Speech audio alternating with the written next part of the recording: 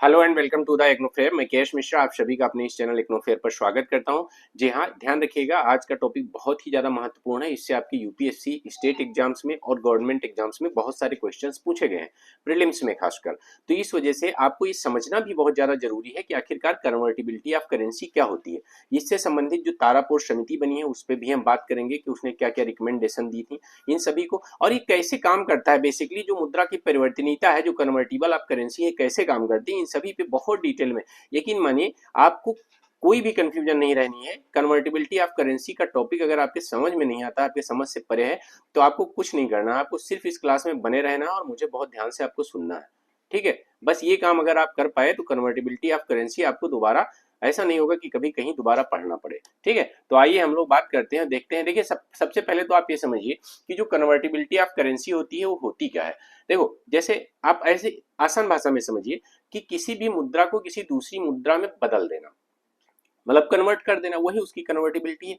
अगर कोई मुद्रा किसी दूसरी मुद्रा में बदल जाती है और वो दूसरी मुद्रा उस मुद्रा में बदल जाती है, तो यही कन्वर्टिबिलिटी हुई। सिंपल सी बात है। हम अपने और आपके लैंग्वेज में बात करें तो इसकी डेफिनेशन भी मैं लिखवाऊंगा। मतलब ये बेसिकली एक थ्योरी क्लास है, तो ये आप समझ के लिखिएगा कि आपको लिखना पड़ेगा। ठीक है, जो भी चीजें मैं लिखवाऊंगा वो लिखिएगा भी, और लिखवाने के बाद ग्राफ की मदद से मैं उसको समझाऊंगा भी आपको। ठीक है, तो बेसिकली एक मुद्रा का दूसरी मुद्रा में ट्रांसफर होना, परिवर्तन होना, मतलब निर्बाध रूप से। ऐसे आप समझ लो कि जैसे मान लेते हैं बीओपी हमारा है। ठीक है, अब बीओपी में क्या होता है। ठीक है, बीओपी में हमारे दो तरह के अकाउंट होते हैं। बीओपी में हमने बताया है कि एक होता है आपका करंट अकाउंट, और दूसरा आपका होता है कैपिटल अकाउंट, और तीसरा आपका एक हमने ओआरए लिखा, ऑफिशियल रिजर्व अकाउंट।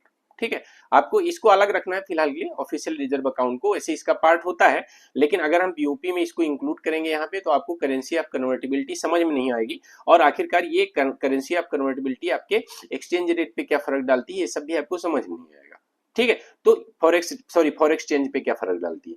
तो इस वजह से आप केवल ये समझिए कि बीओपी में करंट अकाउंट और कैपिटल अकाउंट होते हैं। तो जब हम करंट अकाउंट में कोई ट्रांजेक्शन कर रहे होते हैं, कैपिटल अकाउंट में कोई ट्रांजेक्शन कर रहे होते हैं, तो इंटरनेशनल ट्रेड के लिए हमारे लिए जरूरी हो जाता है कि हमारा जो रुपया है वो डॉलर में चेंज हो, डॉलर हमारे रुपए में बदल जाए। ठीक है, बस यही कन्वर्टिबिलिटी है। जब किसी इंटरनेशनल मुद्रा के समक्ष, किसी भी इंटरनेशनल करेंसी के सापेक्ष हमारी जो घरेलू मुद्रा है उसका निर्बाध रूप से आदान प्रदान होता है, निर्बाध रूप से चेंज होता है, कि हम जो है आराम से उसको डॉलर में चेंज कर लें और डॉलर डॉलर को रुपए में चेंज कर लें। तो यही मुद्रा की परिवर्तनीयता है और कुछ नहीं है। ठीक है, इसको ध्यान दीजिएगा। अब मैं अगर इसकी आपको डिफिनेशन लिखवाऊं, आपको अर्थ लिखवाऊं, तो अर्थ आइए आप लिखिए, मैं आपको बताता हूं अर्थ। ठीक है, लिखिए इसकी मीनिंग या इसका अर्थ। ठीक है, कन्वर्टिबिलिटी ऑफ करेंसी, कन्वर्टिबिलिटी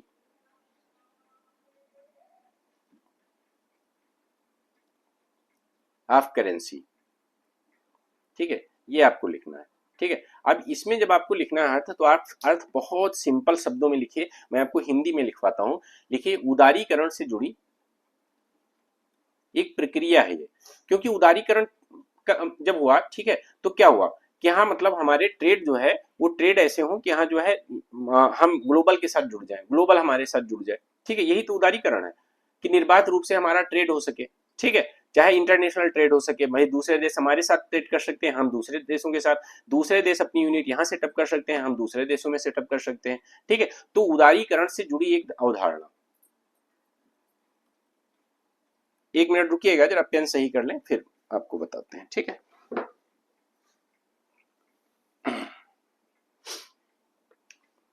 उदारीकरण से जुड़ी एक अवधारणा लिखिए। जो मैं लिखवा रहा हूं उसको बहुत ध्यान से लिखिएगा, और अच्छे से लिखिएगा, समझ के लिखिएगा, जिससे मतलब कि आपको जो है कहीं दिक्कत ना हो। जिसमें बैलेंस ऑफ पेमेंट, ठीक है, बीओपी, जब बीओपी आप लिखा करिए तो ऐसे भी ऐसे ही लिखा करिए, बी कैपिटल, पी कैपिटल और ओ स्मॉल लेटर में लिखा करिए, ऐसे ही बीओपी लिखा जाता है। ठीक है, तो बीओपी से संबंधित जो लेन देन होते हैं, जैसे करेंट अकाउंट, कैपिटल अकाउंट में मैंने आपको बताया, बीओपी से संबंधित लेन देन। ठीक है, मैं थोड़ा सा बड़ा लिखने की कोशिश कर रहा हूं कि जिससे आपको समझ में आए। ठीक है, के लिए बहुत सिंपल है इसकी डेफिनेशन, जो मैंने अभी आपको बताई। लोगों द्वारा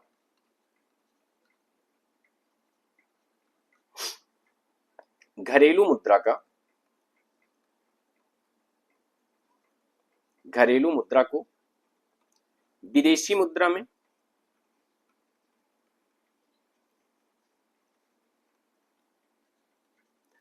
और विदेशी मुद्रा को आप लिखिए साथ साथ, तभी आपको समझ में आएगा। ठीक है, विदेशी मुद्रा को घरेलू मुद्रा में। देखो मैं क्या करता हूं, मैं आपको बोल के भी नहीं लिखवाता हूं, और साथ में क्या, मैं आपको पहले से पीडीएफ टाइप करके नहीं देता हूं, क्योंकि जब मैं आपको पीडीएफ टाइप करके दूंगा तो क्या होगा, आप लिखते नहीं हो, आप पीडीएफ के चक्कर में पड़े रहते हो, उसको कभी नहीं पढ़ते हो। और इसीलिए मैं अपने साथ में आपको नोट्स बनवाता हूं कि जिससे आपके नोट्स बहुत अच्छे से प्रिपेयर हो सके। ठीक है, तो मुद्रा को घरेलू मुद्रा में निर्बाध रूप, मतलब बिना किसी अड़चन के निर्बाध रूप से बदलना।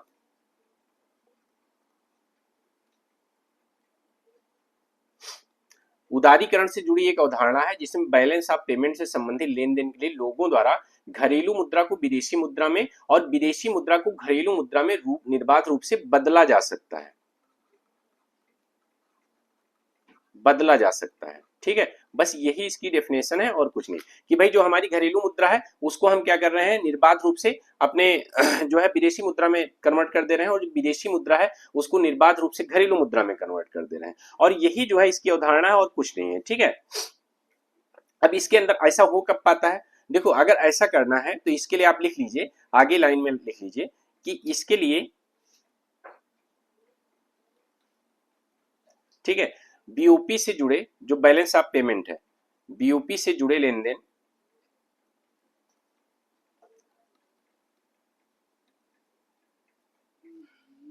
ठीक है, बीओपी से लगे लेन देन, नेक्स्ट पेज में आ जाइए।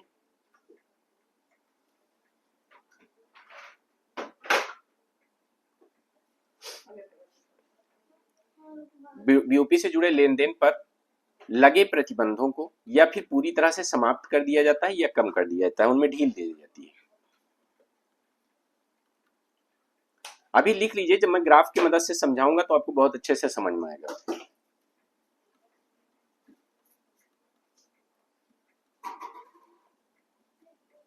या तो समाप्त कर दिया जाता है,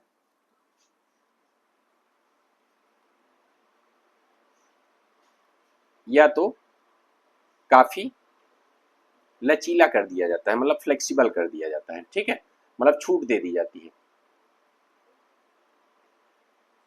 देखो क्या हुआ, जब भारत ने एलपीजी रिफॉर्म जैसे भारत में आए, ठीक है, तो उस समय तक क्या था कि हाँ जो है, जो हमारी घरेलू मुद्रा है, और घरेलू मुद्रा को विदेशी मुद्रा में और विदेशी मुद्रा को घरेलू मुद्रा में निर्बाध रूप से बदला नहीं जा सकता था, और यही कारण थे कि हमारे ऊपर, मतलब हमने अपनी मुद्रा पे बहुत सारे प्रतिबंध लगा रखे थे, और उसका कारण ये था, हमें ये लगता था कि हमें अपने घरेलू उद्योगों की रक्षा करनी है और उनको बढ़ाना है।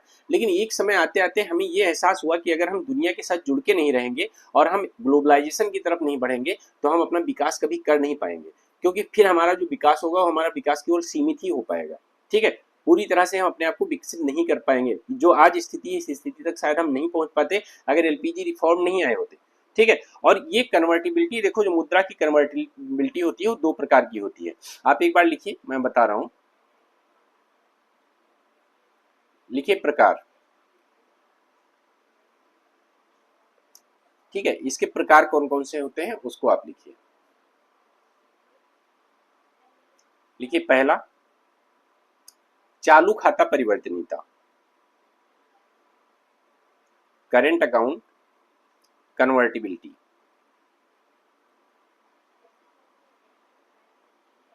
ठीक है, हिंदी में आप लिख सकते हैं चालू खाता परिवर्तनीयता। अब आप कमेंट में हमें बताइए, क्या रुपया चालू खाते पर पूरी तरह से परिवर्तनीय है, बताइए।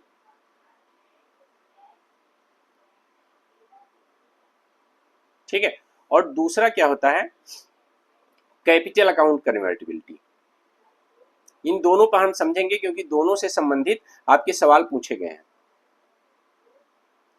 ठीक है, कन्वर्टिबिलिटी मतलब आपका ये हो गया पूंजी खाता। ठीक है, पूंजी खाता परिवर्तनीयता। ठीक है, ये दो तरह से आपका है। पहला आप हीडिंग डालिए कि चालू खाता परिवर्तनीयता, तो हम समझ देखो सिंपल सी बात है कि जब चालू खाते में हमारे लेन देन के लिए हमें पूरी तरह से रुपया डॉलर में या विदेशी करेंसी में और विदेशी करेंसी रुपए में कन्वर्टिबल हो, तो हम कहेंगे कि करंट अकाउंट कन्वर्टिबिलिटी है। तो क्या भारत में ऐसा है कि रुपया पूरी तरह से करंट अकाउंट पे कन्वर्टिबल हो? भाई करंट अकाउंट में आपका क्या आता है? आपका आएगा इंपोर्ट और एक्सपोर्ट आएगा। भाई मैं बीओपी में मैंने दो तीन तरह के आपके अकाउंट बताए, एक करंट अकाउंट, एक कैपिटल अकाउंट। यहाँ पे हम बात करने वाले हैं बीओपी के अंतर्गत करंट अकाउंट और कैपिटल अकाउंट पे। अगर आपके सामने एक सवाल आ जाए कि रुपया बीओपी पर मतलब बैलेंस ऑफ पेमेंट पर पूरी तरह से कन्वर्टिबल है, तो आप क्या जवाब देंगे? इसका भी कमेंट में आप जवाब दीजिए। अभी इस सबका जो है आपका क्लास करते करते सारी चीजें आपको समझ में आ चुकी होंगी, लेकिन आपको बताना है। देखो मैंने दो अलग अलग तरह से पूछे, क्या रुपया करंट अकाउंट पे पूरी तरह से कन्वर्टिबल है, क्या रुपया बैलेंस ऑफ पेमेंट पर पूरी तरह से कन्वर्टिबल है। अब दोनों का आप जवाब दीजिए, जिससे आपको हम देखना चाहते हैं कि आखिरकार आपकी समझ कहां तक बढ़ी है इतने दिन से क्लासेज करते करते। ठीक है हाँ, तो पहले वाले में लिख लीजिए आप, पहला चालू खाता परिवर्तनीयता।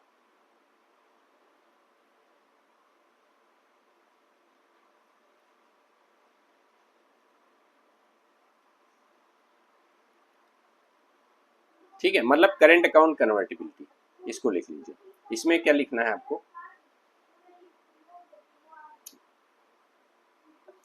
लिखिए, जब चालू खाते से संबंधित लेन देन, चालू खाते में कौन कौन से लेन देन होते हैं मैं बता चुका हूं, फिर से बता दूंगा, इसी में बता दूंगा। जब चालू खाते से संबंधित लेन देन, अभी जब ग्राफ की मदद से आपको समझाने लगूंगा ना, अभी लिख रहे हो तो शायद आपको बोरियत लग रही होगी, जो लोग नहीं लिख रहे होंगे सिर्फ सुन रहे होंगे उनको लग रहा होगा स्लो क्लास चल रही है। जब भी मैं आपको समझाने लगूंगा ना तो बहुत मजा आएगा, ध्यान देना। ठीक है, जब चालू खाते से संबंधित लेन देन के लिए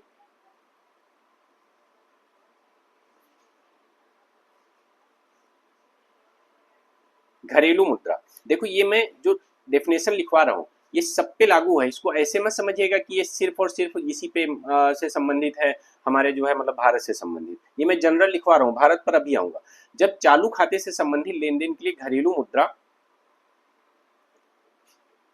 को विदेशी मुद्रा में,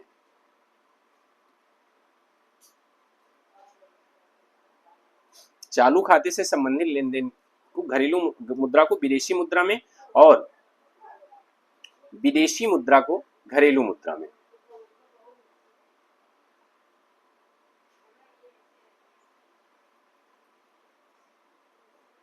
घरेलू मुद्रा में आसानी से बदला जा सकता है, आसानी से बदला जा सकता है, या हम लिख सकते हैं आसानी से ना लिख के हम लिख लें निर्बाध रूप से बदला जा सकता है। ठीक है, तो ज्यादा ठीक रहेगा, मतलब कोई उस पर भाई कन्वर्टिबिलिटी की हम बात करें तो आसानी वसानी नहीं होना चाहिए, निर्बाध रूप से बदला जा सकता है। आप यहाँ पर लिखिए तो ज्यादा अच्छा रहेगा, यहाँ पर आप लिखिए निर्बाध रूप से।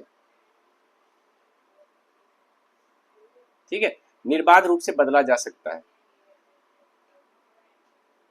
ठीक है, तब ये कहा जाता है कि करंट अकाउंट कन्वर्टिबिलिटी, इसको करंट अकाउंट कन्वर्टिबिलिटी कहते हैं। देखो हमारे करंट अकाउंट जो होता है, ठीक है, करंट अकाउंट में हमारी दो तीन चीजें आती हैं, मैंने आपको पढ़ाया भी हुआ है।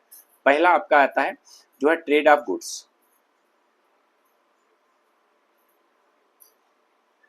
ठीक है, और दूसरा क्या आता है ट्रेड ऑफ सर्विसेज, जिसको हम इनविजिबल ट्रेड कहते हैं, ट्रेड ऑफ सर्विसेज, ये करंट अकाउंट में हमारे आते हैं। ठीक है, चालू खाता। ठीक, अब ट्रेड ऑफ गुड्स में जैसे हम गुड्स में देखो, इसको हम विजिबल ट्रेड्स भी कहते हैं, हमने आपको पहले ही बता दिया है। इसको हम विजिबल ट्रेड अकाउंट कहते हैं, और इसको हमारा क्या कहा जाता है इनविजिबल ट्रेड अकाउंट, सर्विसेज को ट्रेड अकाउंट। ठीक है, तो इसमें भी हमारा क्या होता है, दो तरह से डेबिट और क्रेडिट होता है। ठीक है, क्रेडिट एंड डेबिट। ठीक है, अब यहां पर देखो डेबिट इज इक्वल टू, आपको इसमें क्या समझना है, क्रेडिट का मतलब है हमारे पास पैसा आया है, इसका मतलब एक्सपोर्ट, मतलब हमने एक्सपोर्ट किया है, और डेबिट का मतलब है इंपोर्ट करंट अकाउंट में। मतलब जब हम गुड्स एंड सर्विस, गुड्स का, यहाँ पे गुड्स की केवल मैं बात कर रहा हूँ, जब मैं गुड्स का एक्सपोर्ट करता हूँ तो हमारे पास पैसा आता है, करंट अकाउंट में आता है ना। तो जो हमारा ट्रेड अकाउंट होता है उसमें क्या कहते हैं, उसमें हम लिखते हैं इंपोर्ट में, ठीक, सॉरी एक्सपोर्ट, वो एक्सपोर्ट है, मतलब क्रेडिट में लिखेंगे हम, क्योंकि पैसा हमारे पास आया है ना, तो उसको हम क्रेडिट में लिखेंगे। जब इंपोर्ट हम करते हैं तो इंपोर्ट के लिए हमें अपने अकाउंट से पैसा देना पड़ता है बाहर, तो हम उसको कहते हैं डेबिट में। ठीक है। अब देखो, लेकिन ये सारी चीजें किस में होती हैं, ये सब यूएसडी में होते हैं, क्योंकि अभी तक जो सीन चल रहा था, अभी चलिए कुछ जगह भारत जैसे रूबल में कर रहा है, ठीक है, लेकिन अभी तक जो वो इंटरनेशनल रूप से स्वीकार्य करेंसी यही थी, तो नॉर्मली डॉलर के कंपेरिजन में ही हम सब चीजें देखते थे। तो अब देखो, जब हमारे पास एक्सपोर्ट हमने किया तो डॉलर हमारे पास आया है, और जब हमने इंपोर्ट किया तो हमारे पास जो डॉलर थे वो बाहर चले गए हैं, इसका मतलब कमी आ गई तो डेबिट हो गए, आए तो क्रेडिट में आए और गए तो डेबिट में आए, ठीक है। तो एक क्रेडिट और डेबिट बराबर होने चाहिए, तभी हम कहते हैं कि हमारा ट्रेड बैलेंस सही है।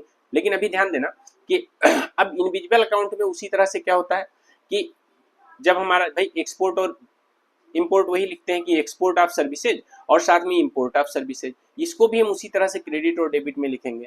तो हम सर्विसेज का भी ट्रेड करते हैं।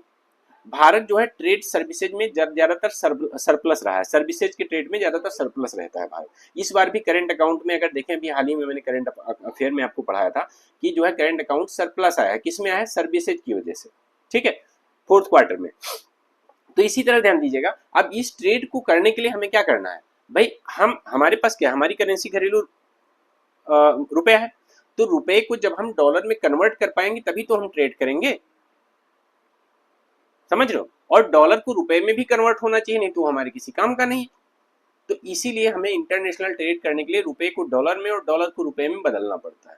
तो जब बाकी लोगों के लिए जैसे रुपए में सामान खरीदना है तो उनके लिए डॉलर को रुपए में बदला जा सकता है, तभी वो सामान रुपए में हमारे यहाँ खरीद पाएंगे, ठीक है। और उसी तरह अगर हमको जो है बाहर पैसा देना है तो हमको डॉलर में देना है, क्योंकि रुपए उनके किसी काम का नहीं है, तो हमें रुपए को भी निर्बाध रूप से डॉलर में कन्वर्ट करने की आजादी होनी चाहिए, ठीक है। बस यही है आपका जो है कन्वर्टिबिलिटी। तो अगर मैं अब बात करते हैं भारत के, इतना समझ में आ गया होगा करेंट अकाउंट कन्वर्टिबिलिटी के बारे में, ठीक है। तो थोड़ा सा आप लिख लीजिए कैपिटल अकाउंट कन्वर्टिबिलिटी के बारे में, फिर हम भारत पे आएंगे कि भारत में क्या है, ठीक है। करेंट अकाउंट कन्वर्टिबिलिटी क्या है ये आपको समझ में आ गई होगी, ठीक है। आइए हम आगे बात करते हैं कि यहाँ जो है कैपिटल अकाउंट कन्वर्टिबिलिटी,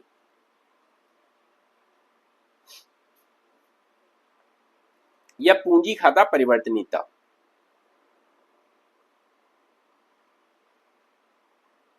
ठीक है, इसके बारे में लिखिए आप।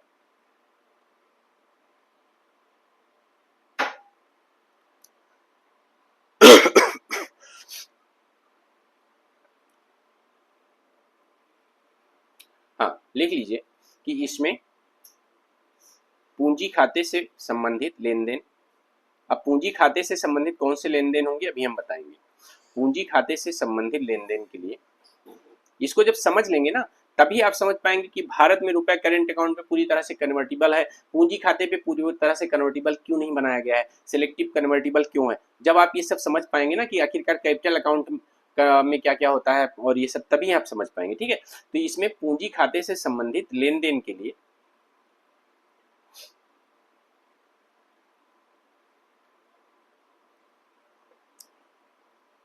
मुद्रा को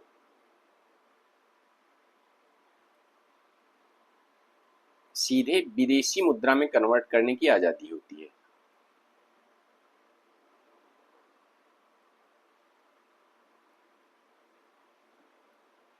कन्वर्ट या बदलने की आजादी होती है।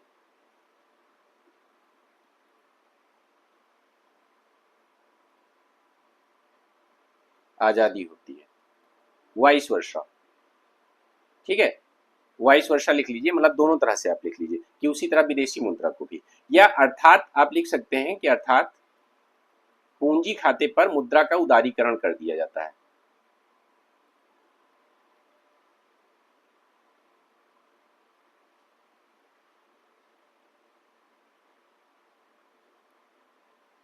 उदारीकरण कर दिया जाता है, ठीक है। जैसे पूंजी खाते में आपका क्या आता है, मैंने आपको जो कैपिटल अकाउंट पढ़ाया है, ठीक है, तो कैपिटल अकाउंट में आपका क्या क्या आता है, देखो हमने आपको पढ़ाया है कैपिटल अकाउंट में, जैसे आपका क्या आएगा, एक तो एफडीआई आएगा, ठीक है, एक आपका आएगा एफपीआई आएगा, ठीक है, और मैंने आपको ईसीबी पढ़ाया है, और भी चीजें कुछ इंपॉर्टेंट चीजें बता देते हैं, ठीक है। ईसीबी देखो, अब एफडीआई क्या है, जो फॉरेन डायरेक्ट इन्वेस्टमेंट, इस पे अभी हम इसके बाद में फॉरेन डायरेक्ट इन्वेस्टमेंट पे नेक्स्ट क्लास में फॉरेन डायरेक्ट इन्वेस्टमेंट, एफपीआई, इन सभी पे बहुत डिटेल में डिस्कशन करेंगे। अभी आप पहले कन्वर्टिबिलिटी समझ लीजिए। देखो एफडीआई हमारे यहाँ पे, देखो एफडीआई लॉन्ग टर्म होता है। एफडीआई क्या होता है, लॉन्ग टर्म। एफडीआई क्या होता है, इसको हम नेक्स्ट क्लास में डिस्कस करेंगे, ठीक है, बहुत अच्छे से। तो एफडीआई लॉन्ग टर्म होता है। एफपीआई जो होता है ये ज्यादा भरोसेमंद नहीं होता है। ये क्या होता है, ये बहुत ही शॉर्ट टर्म होता है, कभी भी निकाला जा सकता है। जैसे आप समझ लीजिए स्टॉक मार्केट में पैसा लगाना, ठीक है। ईसीबी जो होता है इसका पूरा फॉर्म है एक्सटर्नल कॉमर्शियल बोरोइंग, ठीक है, मतलब बाई वाणिज्यिक उधारी, ठीक है। जो एक्सटर्नल कॉमर्शियल बोरोइंग होती है, अब आप ध्यान से समझिएगा, इसमें ज्यादातर देशों में क्या किया जाता है, इसको सिलेक्टिव रखा जाता है। काफी देशों में इसको खैर पूरा कन्वर्टिबल में बनाया गया है। कभी थाईलैंड ने ऐसे ही किया था, इसको पूरी तरह से इस पे अपनी करेंसी को कन्वर्टिबल किया था, और नतीजा क्या हुआ था, थाईलैंड में क्राइसिस आ गई थी। अभी उस पर हम बात करेंगे, ठीक है, क्यों आ गई थी। देखो एफडीआई आपका लॉन्ग टर्म हुआ, तो जो एफडीआई के माध्यम से आपके पास डॉलर आता है, तो उसको आप समझ सकते हो कि आपके पास ये लॉन्ग टर्म के लिए है, आप इसको यूज कर सकते हो। एफपीआई के पास एफपीआई में क्या है, आपके पास बहुत, मान लेते हैं एक साथ जो है बहुत सारा डॉलर आ गया, लेकिन क्या होता है कि उसको कभी भी विड्रॉल कर सकते हैं, निकल गए, तो ऐसे में आपके सामने क्राइसिस आना जरूरी है। मान लेते हैं इस पैसे का उपयोग आपने कहीं कर लिया और उन्होंने अचानक से पैसे विड्रॉल कर लिया, रिक्वेस्ट डाल दी, आपके पास तो कम हो गया, खत्म हो गया, आप तो डेफिसिट में पहुंच जाओगे, ठीक है। कैसे पहुंचोगे भी बताएं। अब देखो एक्सटर्नल कॉमर्शियल बोरोइंग पे ये भी लोग सिलेक्टेड रखते हैं। अगर इस पे पूरी तरह से कन्वर्टिबल कर देंगे अपनी करेंसी को, तो भैया एक्सटर्नल कॉमर्शियल बोरोइंग पे हमें इंटरेस्ट भी देना पड़ता है ना। ऐसा तो है नहीं कि अगर हम एक्सटर्नल कॉमर्शियल बोरोइंग दे रहे हैं तो कोई हमको फ्री में दे रहा है, उस पर हमें इंटरेस्ट भी तो देना पड़ता है। तो हम जितनी ज्यादा कॉमर्शियल बोरोइंग ले लेंगे उतना ज्यादा हमको इंटरेस्ट पे करना पड़ेगा, तो ऐसे में भी तो हमारे ऊपर एक बर्डन क्रिएट होगा। तो ये बर्डन हमें जो है क्या कहते हैं, इन सब चीजों से, ये सब चीजें, यही एक कारण है कि जो है जैसे ईसीबी बहुत ज्यादा अपने यहाँ अच्छा नहीं माना जाता है, एफपीआई को भी बहुत ज्यादा अच्छा नहीं माना जाता है, एफडीआई को अच्छा माना जाता है। इसीलिए आप देखते होंगे जैसे अंकटाड या किसी के भी एफडीआई फ्लो के आंकड़े आते हैं, तो एफडीआई फ्लो के आंकड़े आते हैं, एफपीआई फ्लो के आंकड़े नहीं आते हैं, ठीक है। आते भी हैं तो उनकी कोई चर्चा नहीं करता है ज्यादा, क्योंकि यही ज्यादा इंपॉर्टेंट है। क्योंकि किसी भी कंपनी के लिए, किसी भी देश के लिए, किसी भी कंट्री के लिए एफडीआई का फ्लो इंपॉर्टेंट है, एफडीआई का आना इंपॉर्टेंट है, क्योंकि ये लॉन्ग टर्म इन्वेस्टमेंट होता है, और लॉन्ग टर्म इन्वेस्टमेंट जो है वो हमें स्टेबिलिटी प्रदान करता है, ठीक है। तो आप कुल मिला के ये समझिए कि अगर एफडीआई में, एफपीआई में, ईसीबी में, या जो भी कैपिटल अकाउंट से संबंधित चीजें हैं, उनमें जब रुपए का सीधा आदान प्रदान विदेशी मुद्रा के साथ हो सकता है, एक्सचेंज हो सकता है, तो उसको क्या कहते हैं, हम कैपिटल अकाउंट कन्वर्टेबिलिटी कहते हैं, ठीक है। देखो इससे संबंधित एक समिति बनाई गई थी, तारापोर समिति, हम बात करते हैं इसके बारे में। इससे संबंधित एक समिति बनाई गई थी, तारापोर समिति, ठीक है, लिख लीजिए, इसमें नोट करके लिख लीजिए इसी कैपिटल अकाउंट कन्वर्टिबिलिटी के बारे में। तारापोर समिति, इससे तारापोर समिति से संबंधित आप लोग जैसे प्रीलिम्स में या जीसी लगाते होंगे या यूथ लगाते होंगे, कुछ भी लगाते होंगे, तो आपको तारापोर समिति से संबंधित सवाल मिले होंगे, ठीक है। तो इंपॉर्टेंट है, इसको ध्यान देना, ठीक है। ठीक है, समिति के अनुसार आखिरकार इसने जो है पूंजी खाता परिवर्तनीयता के बारे में क्या कहा, इसके बारे में आप एक बार लिखने की कोशिश कीजिएगा। इसने क्या कहा, यही डेफिनेशन आप सबसे अच्छी लिखिएगा कि इसके अनुसार क्या हुआ कि पूंजी खाते की परिसंपत्तियों को, मतलब असेट जो है पूंजी खाते की, ठीक है, पूंजी खाते की परिसंपत्तियों को, असेट ऑफ कैपिटल अकाउंट्स,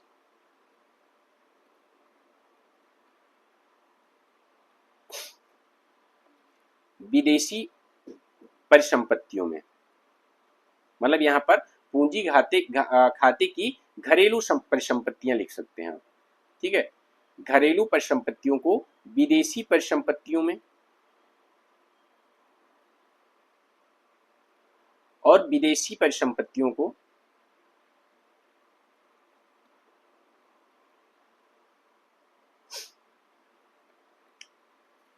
विदेशी वित्तीय परिसंपत्तियों को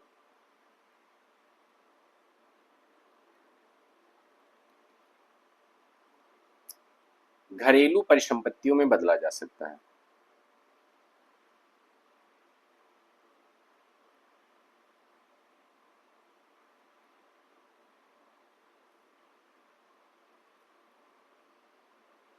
काम चला लीजिए, पेन ठीक से चल नहीं रही है, ठीक है,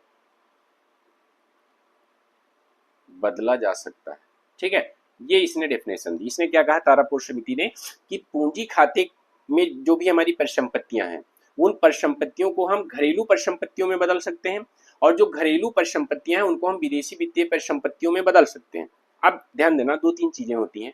ऐसे में ये भी चांसेज हैं कि बहुत सारी भारतीय परिसंपत्तियां ऐसी हों कि लोग ऐसी परिसंपत्तियां हो, सपोज दैट इससे क्या होगा कि मान लेते हैं यहाँ पर कोई भारत में कोई परिसंपत्ति है, अगर ये हो गया तो ऐसे में बहुत सारी ऐसी परिसंपत्तियां हैं जिन पर लोगों को लगता है, डर है कि हाँ उन पे सरकार की इंक्वायरी बैठ सकती है, सरकार द्वारा जब्त की जा सकती है, तो उन परिसंपत्तियों को क्या करेंगे, विदेशी वित्तीय परिसंपत्तियों में चेंज कर लेंगे। ठीक है, एक तो आप ये समझ लीजिएगा। ठीक, दूसरी चीज और आपको अभी बताते हैं। ठीक है, आसानी से बदला जा सकता है। आगे आप लिखिए कि भारत में मुद्रा की कन्वर्टिबिलिटी। ठीक है, मुद्रा की परिवर्तनीयता भारत में, आप देखिए भारत में बात करिए इससे संबंधित। ठीक है, लिखिए, हेडिंग डालिए, भारतीय रुपए की परिवर्तनीयता। नेक्स्ट पेज ले लेते हैं, इसमें आएगा नहीं। ठीक है,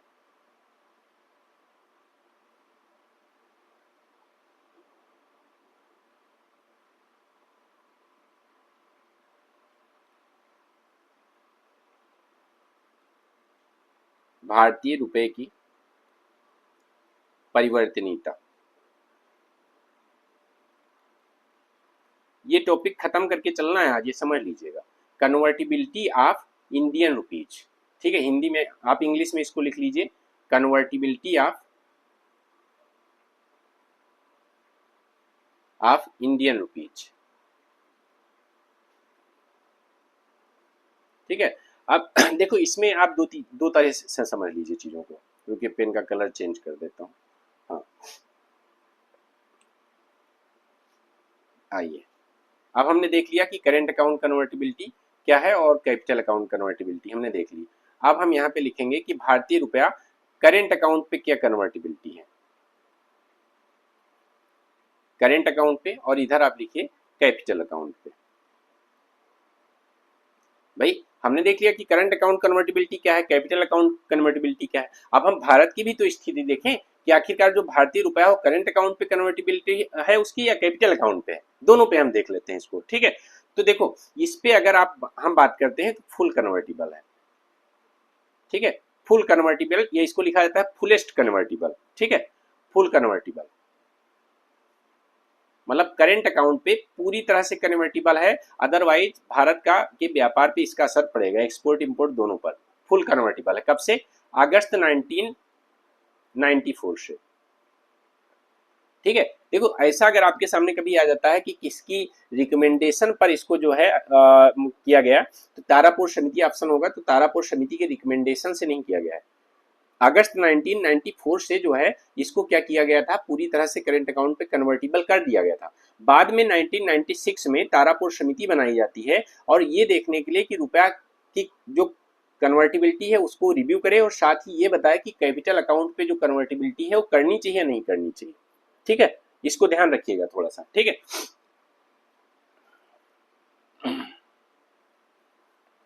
अब जब कैपिटल अकाउंट पे आप ध्यान दीजिएगा तो इस पे क्या है, सेलेक्टिव कन्वर्टिबिलिटी है, सेलेक्टिव कन्वर्टिबिलिटी। हाइड तो नहीं हो रहा है, हाइड हो रहा होगा तो बताना, अपने आप को छुपा लूंगा मैं। ठीक है, पीछे छुपा लूंगा। कन्वर्टिबल, ठीक है, मतलब आप समझ लीजिए चयनात्मक रूप से परिवर्तनीय, हिंदी में आप लिख सकते हैं चयनात्मक रूप से परिवर्तनीय।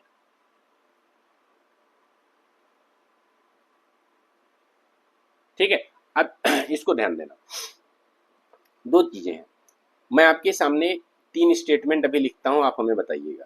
ठीक है, देखो यहाँ पर सिलेक्टिव रूप से कन्वर्टिबल क्यों है, जैसे मैंने अभी आपको बताया कि इसमें क्या होता है, इसमें आपका एफडीआई आएगा, तो एफडीआई को तो भारत ने पूरी तरह से अलाउ किया हुआ है, पूरी तरह से। साथ में इसमें क्या आता है, एफपीआई, एफपीआई जो है ये भी सिलेक्टेड है, ये भी सिलेक्टेड है, और साथ में जो ईसीबी मैंने एक्सटर्नल कॉमर्शियल बोरोइंग बताई ये भी सिलेक्टेड है, तो ये पूरी तरह से कन्वर्टिबल नहीं है, ये भी पूरी तरह से कन्वर्टिबल नहीं है, एफडीआई को फुली अलाउड है। तो इसी वजह से हम ये नहीं कह सकते कि कैपिटल अकाउंट पर फुली कन्वर्टिबिलिटी है उसकी। ठीक है, अभी मैंने रीजन बता दिया है, आपको समझ में आ गया होगा। ठीक है, अब इसमें मैं 2-3 चीजें आपको बताना चाहूंगा, इसका आप थोड़ा सा ये जो मैंने आपको बताया इसका आप एक बार निष्कर्ष लिखने की कोशिश कीजिए। पहला पॉइंट आपके सामने क्या निकल के आता है कि भारतीय रुपया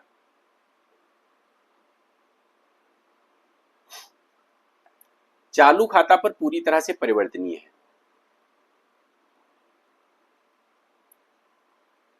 पूर्ण रूप से परिवर्तनीय है, मतलब it is fully convertible on current account. ठीक है।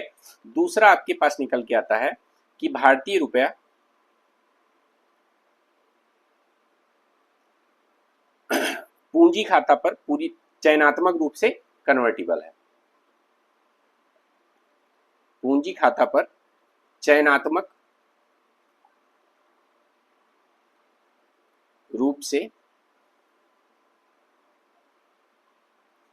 परिवर्तनीय। तीसरा आप लिखिए, तीसरा आपके सामने ये आता है कि भारतीय रुपया पूरी तरह से कन्वर्टिबल नहीं है।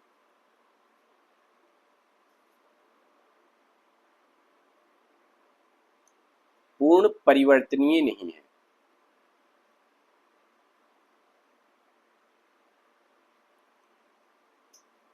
ठीक है। चौथा और अच्छे से इसको लिख लीजिए कि भारतीय रुपया,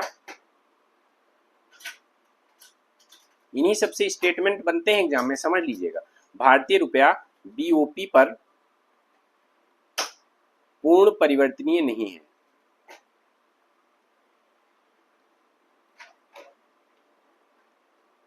अब आप ध्यान से समझिएगा। देखो, भारतीय रुपया चालू खाता पर पूरी तरह से परिवर्तनीय है, चाहे वो सर्विसेज का ट्रेड हो चाहे गुड्स का ट्रेड हो। ठीक है, आप समझ जाइए। अब भारतीय रुपया पूंजी खाता पर चयनात्मक रूप से परिवर्तनीय है। मैंने बताया एफडीआई तो अलाउड है पूरी तरह से, बट एफपीआई और ईसीबी सिलेक्टिव अलाउड है। ठीक है। अब देखो, अब ये बताओ, करेंट अकाउंट पे परिवर्तनीय है, कैपिटल अकाउंट पे नहीं है पूरी तरह से। तो अगर आपके सामने एक एब्सोल्यूट सेंटेंस लिख के दे दिया जाए एग्जाम में कि भारतीय रुपया पूर्ण रूप से परिवर्तनीय है, ठीक है, Indian rupees is fullest convertible, तो स्टेटमेंट सही होगा कि गलत? ऑब्वियसली गलत होगा, क्योंकि करेंट अकाउंट पे है और कैपिटल अकाउंट पे पूरी तरह से नहीं है, तो पूर्ण परिवर्तनीय कहाँ हुआ? कैसे वो फुलेस्ट कन्वर्टिबल है? और ध्यान देना, अब बीओपी पर अगर एक स्टेटमेंट बना के ऐसे दे दिया जाए तो उसको भी समझिएगा, क्योंकि बीओपी पे आता है आपका करेंट अकाउंट और कैपिटल अकाउंट दोनों आते हैं। तो अगर करेंट अकाउंट पे कन्वर्टिबल है और कैपिटल अकाउंट पे कन्वर्टिबल नहीं है, तो इसका मतलब बीओपी पर भी पूर्ण परिवर्तनीय नहीं है। ठीक है, उसके एक पार्ट पे परिवर्तनीय है, करेंट अकाउंट पे, कैपिटल पे पूरी तरह से पूर्ण परिवर्तनीय नहीं है, तो इसलिए बीओपी पर भी माना जाएगा कि पूर्ण रूप से परिवर्तनीय नहीं है। ये कुछ सेंटेंस हैं जिनको आप बहुत अच्छे से ध्यान दीजिएगा, अपने दिमाग में बैठा लीजिएगा। ठीक है, इनसे संबंधित किसी भी तरह से दिक्कत आपको नहीं फेस करनी चाहिए। ठीक है, ठीक है, 1 मिनट दीजिए, जरा जल ग्रहण करते हैं।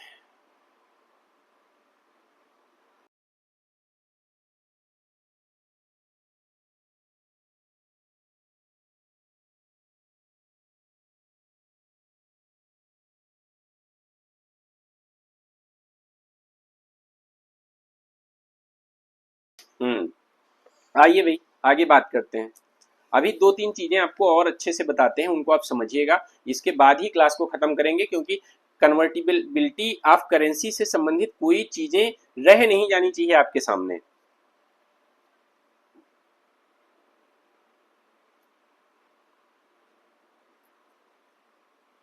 हाँ, आगे लिखो,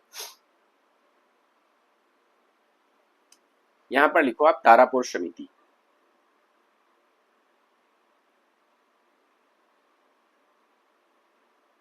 तारापुर समिति, ठीक है। देखो, भारतीय रुपए को लिखिए, फटाफट लिखिए, भारतीय रुपए को पूर्ण रूप से परिवर्तनीय बनाने के लिए, मतलब फुल कन्वर्टिबल बनाने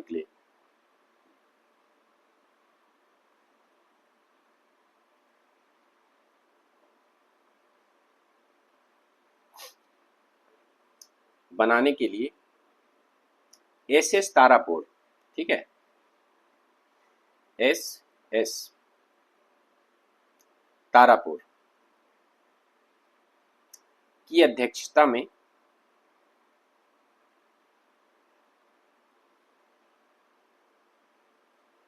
1996 और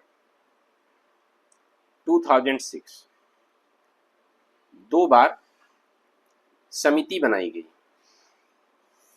ठीक है, 2 बार समिति बनाई गई, ठीक है, 2 बार समिति बनाई गई तथा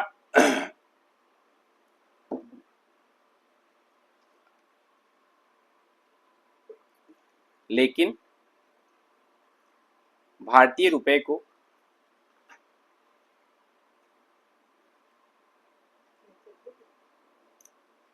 पूर्ण रूप से अंतरराष्ट्रीय बाजार में परिवर्तनीय नहीं बनाया गया।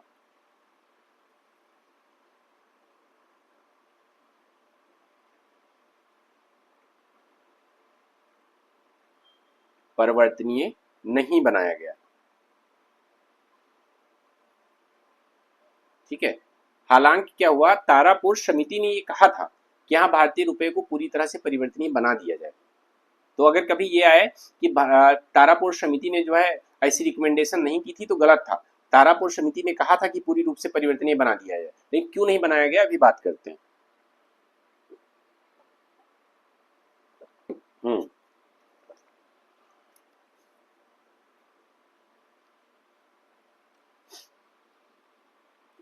क्योंकि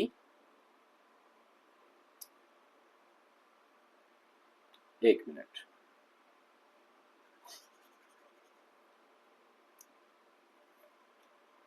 लिख लीजिए कि हालांकि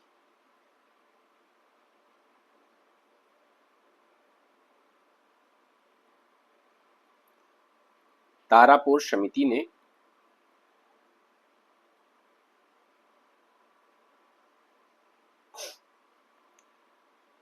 रुपए को पूर्ण परिवर्तनीय बनाने के लिए, देखो करेंसी ऑफ कन्वर्टिबिलिटी थोड़ा सा मे भी आपको लग रहा होगा लंबा जा रहा है, लेकिन जो है इतनी अच्छे से करेंसी ऑफ कन्वर्टिबिलिटी कोई समझाएगा नहीं, और आपके लिए प्रीलिम्स के साथ साथ मेंस का भी बहुत इंपॉर्टेंट टॉपिक है आपके लिए, ठीक है। पूर्ण रूप से परिवर्तनीय बनाने के लिए, क्योंकि ये जो मैं लिखवा रहा हूँ ना, ये जब नोट्स आपके पास होंगे तो आप कभी भी पलट के देख लोगे, कभी भी आप रिवाइज कर लोगे, कुछ भी भूल रहे होगे आप आराम से रिवाइज कर लोगे। परिवर्तनीय बनाने के लिए कहा था।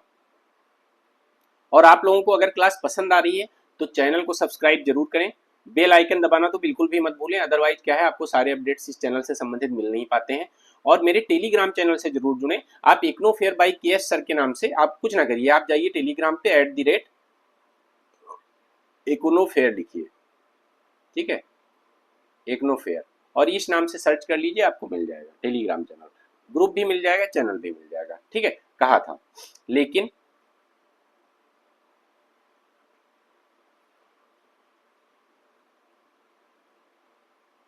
अंतरराष्ट्रीय परिस्थितियों को देखते हुए, कौन सी परिस्थितियां, मैं अभी थोड़ी देर पहले आपको जो है समझा चुका हूं कि भाई क्यों भारत जो है नहीं करना चाहिए जो है कैपिटल अकाउंट पे पूरी तरह से रुपए को कन्वर्टिबल, ठीक है। अंतरराष्ट्रीय परिस्थितियों को देखते हुए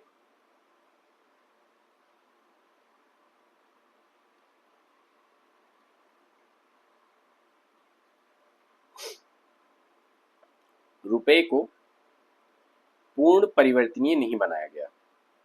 यहां पर हम बात कर रहे हैं, यहाँ पे included current and capital account की बात हो रही है, इसीलिए ये नहीं कहा गया है कि करंट अकाउंट पे पूर्ण परिवर्तनीय नहीं है। रुपए को पूर्ण परिवर्तनीय नहीं बनाया गया क्योंकि पूर्ण परिवर्तनीय तभी माना जाएगा जब वो करंट और कैपिटल दोनों पे परिवर्तनीय होगा। अदरवाइज आपके पास सेंटेंस आएगा कि करंट अकाउंट पे पूर्ण परिवर्तनीय है, ठीक है। तो रुपए को पूर्ण परिवर्तनीय नहीं बनाया गया।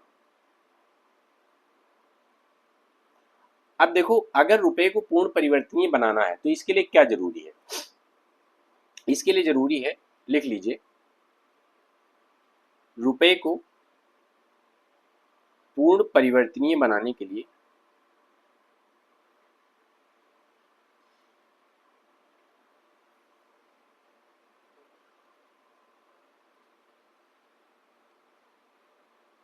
निम्न बातों का ध्यान रखना चाहिए।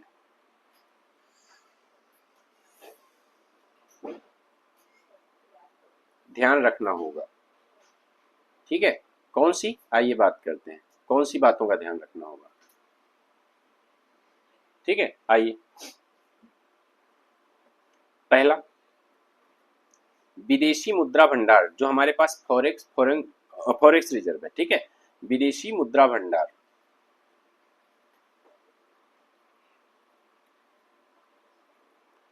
पर्याप्त मात्रा में हो। अब इसका इसमें क्या काम है वो अभी मैं समझाता हूं, पहले लिख लीजिए, ठीक है। सेकंड लिख लीजिए, करेंट अकाउंट डेफिसिट का स्तर कम हो, सीएडी मतलब चालू खाता घाटा, ठीक है, current account deficit, current account deficit का स्तर कम हो, ठीक है, क्योंकि करेंट अकाउंट डेफिसिट का अगर लेवल आपका कम नहीं होगा और आपका पूरी तरह से जो है क्या कहते हैं रुपया आपका परिवर्तनीय है, तो आपका ये डेफिसिट और ज्यादा बढ़ता जाएगा, ठीक है, लोग इंपोर्ट ज्यादा करेंगे। थर्ड, एफडी यानी फिजिकल डेफिसिट, ठीक है, फिजिकल डेफिसिट राजकोषीय घाटा। कमेंट में बताइए राजकोषीय घाटे का अभी टारगेट क्या रखा गया है इस बार बजट में, ठीक है, का स्तर कम हो। जो मैं पूछ रहा हूं इन सबको रिकॉर्डेड देखने वाले सब कमेंट में जवाब दें इसका, ठीक है। चौथा लिखिए, इन्फ्लेशन का स्तर भी कम हो, मतलब मुद्रास्फीति, इन्फ्लेशन का स्तर भी कम हो,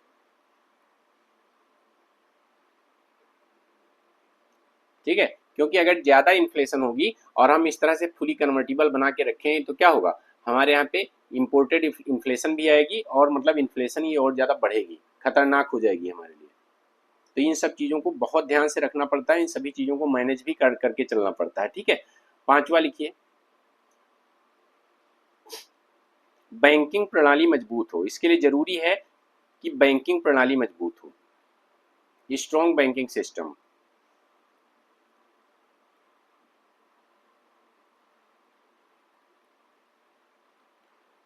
और हाँ, तथा एनपीए का स्तर कम हो, ये एनपीए मैंने आपको पूरा पढ़ाया हुआ है, ठीक, बहुत अच्छे से, ठीक है, पूरा एनपीए मैंने पढ़ाया हुआ है, एनपीए के सारे सुझाव भी मैंने आपको दिए हुए हैं, ठीक है। एनपीए का स्तर कम हो और साथ में आप लिखिए विदेशी ऋणों की मात्रा कम हो, मतलब ऐसा ना हो कि पूरी तरह से जो है पाकिस्तान की तरह ऋण डेट ट्रैप में फंसा हो और श्रीलंका की तरह, विदेशी ऋण की मात्रा कम हो, ठीक है, ये हो गया।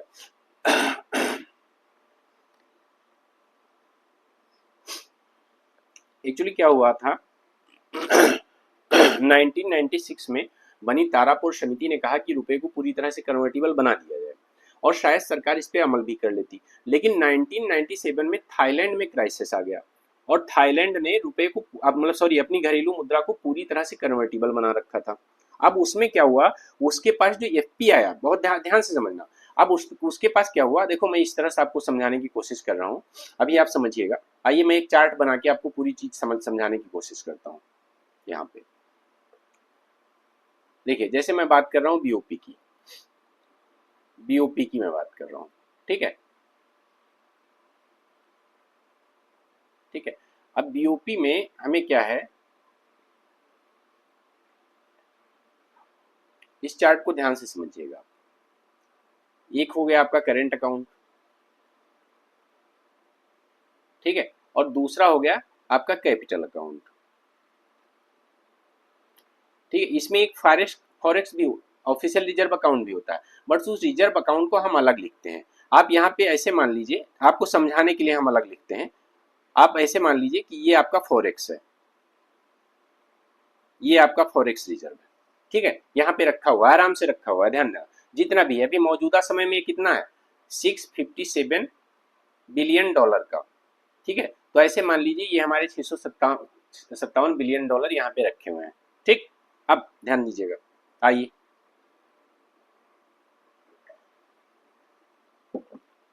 नहीं देखो, इसमें क्या होता है करंट अकाउंट में हमने आपको बताया कि दो तरीके की चीजें हैं, एक आपका है क्रेडिट और दूसरा है डेबिट, ठीक है। एक है क्रेडिट, क्रेडिट मतलब एक्सपोर्ट, क्रेडिट मतलब एक्सपोर्ट, और एक है डेबिट।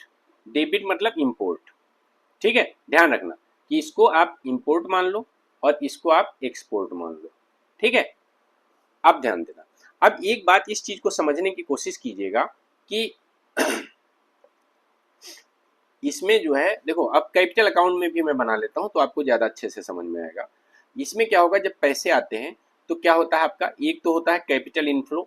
जैसे जब पैसा आया तो हम क्या कहेंगे कि हमारे यहाँ कैपिटल इनफ्लो हुआ है, और यहाँ पर हमारा कैपिटल आउटफ्लो हो जाएगा, मतलब पैसा बाहर जाएगा, ठीक है।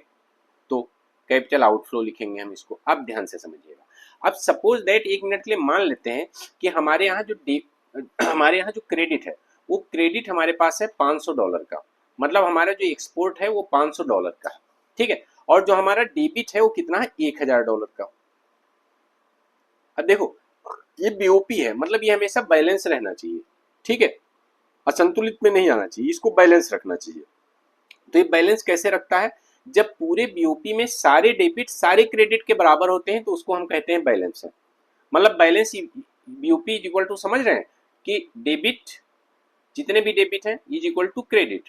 यहाँ पर सबकी बात कर रही है, चाहे वो करेंट अकाउंट में हो चाहे कैपिटल अकाउंट में हो, चाहे वो मतलब ट्रेड ऑफ गुड्स में हो चाहे ट्रेड ऑफ सर्विसेज में हो, चाहे एफडीआई में हो चाहे लेकिन ओवरऑल अगर हम देखें तो सारे डेबिट सारे क्रेडिट के बराबर होने चाहिए। तो ये हुआ कि हाँ, हमारा बैलेंस ऑफ पेमेंट संतुलित है, ठीक है।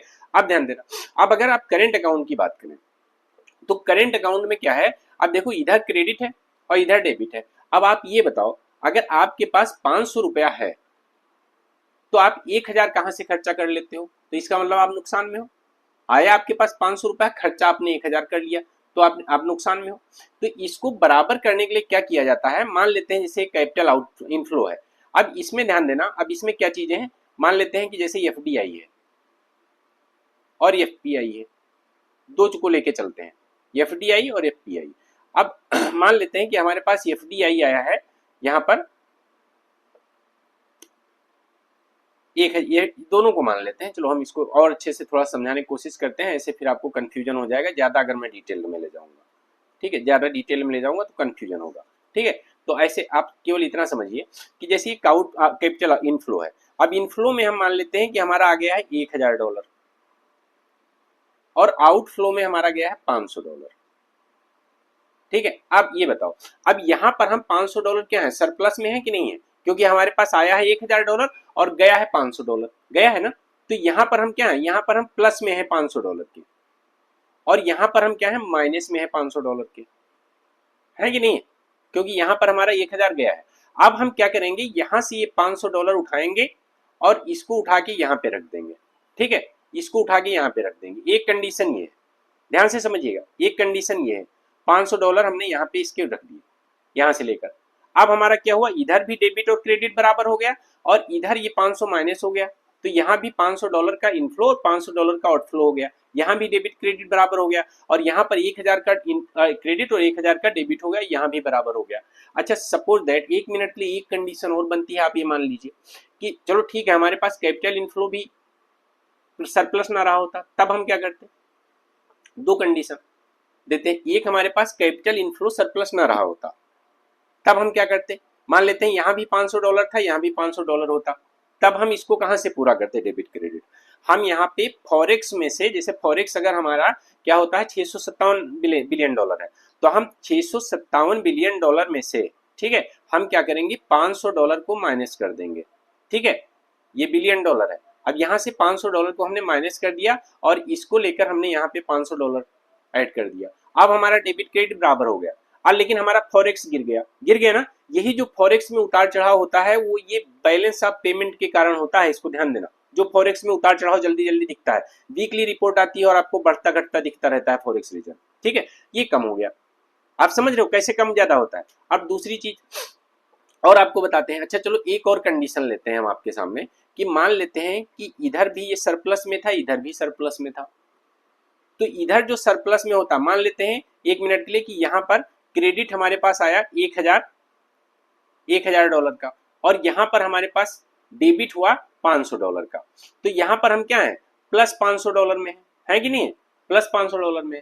इधर भी यही चीज है हमारे पास, यही भी इधर भी मान लेते हैं ठीक है, सेम चीज की इधर भी हम सरप्लस में, तो ये जब सरप्लस वाला पैसा होगा तो कहीं हमारा जो सरप्लस वाला पैसा है वो कहीं से जो है हमारा एक्सचेंज रेट पे फर्क न डाल दे हमारे यहाँ ज्यादा डॉलर आने से, इसलिए इस $500 को उठा के हम क्या करेंगे यहाँ फॉरेक्स में ऐड कर देंगे और हमारा फॉरेक्स क्या हो जाएगा 697 बिलियन प्लस $500। ठीक, यही एक कारण है जिसकी तरफ से हमारे फॉरेक्स में उतार चढ़ाव होता है। ठीक है, तो उम्मीद करता हूं आपको बैलेंस ऑफ पेमेंट से संबंधित जितनी चीजें थी, चाहे वो करेंसी कन्वर्टिबिलिटी थी, चाहे वो एक्सचेंज रेट था जो मैंने पिछले कुछ दिनों में क्लासेज लिए हैं, चाहे आपका डिवैल्यूएशन पढ़ाया है मैंने, चाहे डिप्रिएशन, चाहे रिवैल्यूएशन, चाहे जो है जो भी चीजें पढ़ाई है वो सब आपको बहुत अच्छे से समझ में आ गई हो। मैंने आपको फ्लेक्सिबल एक्सचेंज रेट भी पढ़ाया है, मैंने आपको जो है फिक्स एक्सचेंज रेट भी, मैनेज एक्सचेंज रेट भी सब पढ़ाया हुआ है बहुत अच्छे से।